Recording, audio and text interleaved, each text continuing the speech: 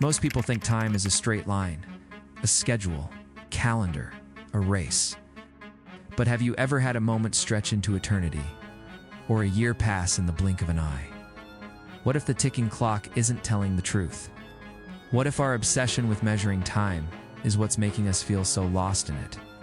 Henri Bergson was born into a world obsessed with precision. The 19th century worshipped machines. Science was triumphant. Newton's clockwork universe ticked forward with certainty. But Bergson felt something was missing. Something that couldn't be measured with seconds. His life didn't feel like a machine. It flowed. It pulsed, changed in ways clocks couldn't capture. And deep down, we know this too. We know time doesn't always behave. Some moments feel heavy, others vanish. We live through hours that last a lifetime, and lifetimes that vanish in hours. So why are we still measuring it all wrong? Born in Paris in 1859, Bergson was a brilliant student, winning prizes in mathematics. Logic came easily to him, but it also began to feel lifeless. As he moved into philosophy, he started to suspect that the intellect, the tool we use to cut the world into pieces and define its borders, had limits. Beneath all that analysis, something real was slipping away. And that something was time. Not time on a clock, but time as we feel it. He called it duration. Bergson believed that the modern world had become enslaved to spatialized time. Time turned into points, numbers, and coordinates. We slice up the flow of life into hours, days, deadlines. We mistake the map of time for the territory. But human experience doesn't work this way. You can't measure grief in minutes. You can't schedule love. True time is qualitative, not quantitative. It bends, stretches, twists. It's subjective. And this, Bergson believed, is the only time that matters. Because this is the time we live. Here, Bergson makes a radical claim.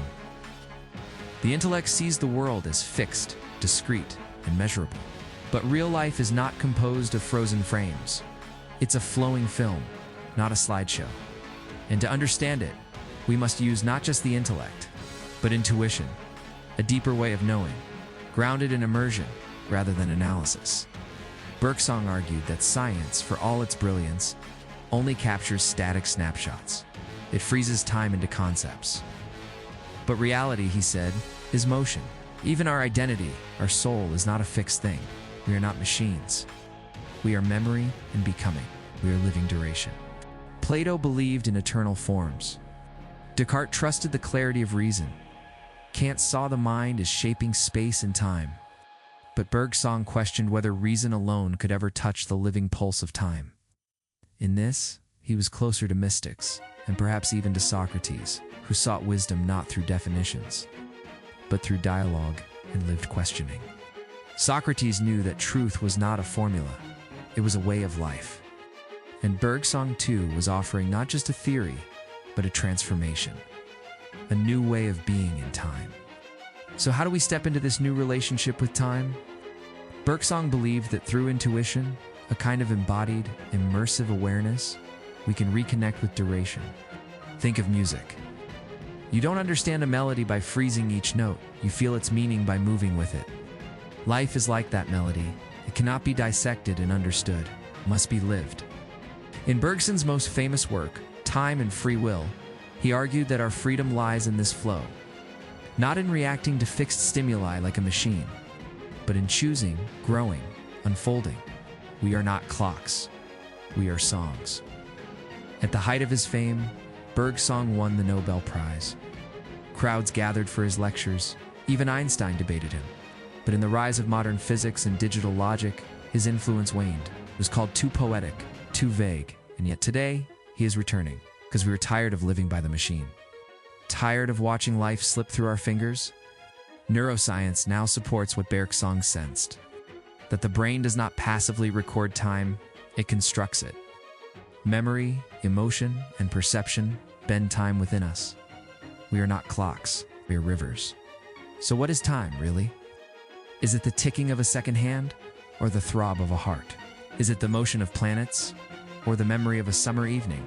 Bergson invites us to stop counting time and to start feeling it. Because when you do, something shifts. You slow down. You open up. You realize you are not running out of time. You are inside it, and it is inside you. So much of modern anxiety comes from our broken relationship with time.